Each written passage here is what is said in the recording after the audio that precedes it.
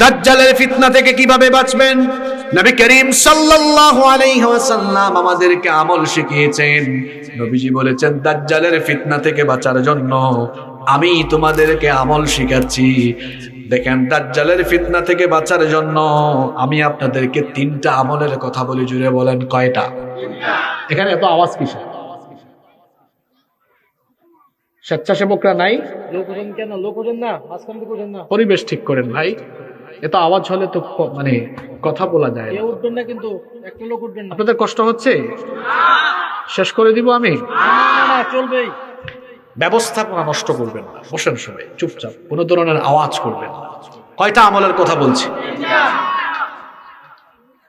আল্লাহর হাবিব আমল শিখিয়েছেন। নাম্বার 1, যেহেতু সে নিজেকে রব দাবি করবে,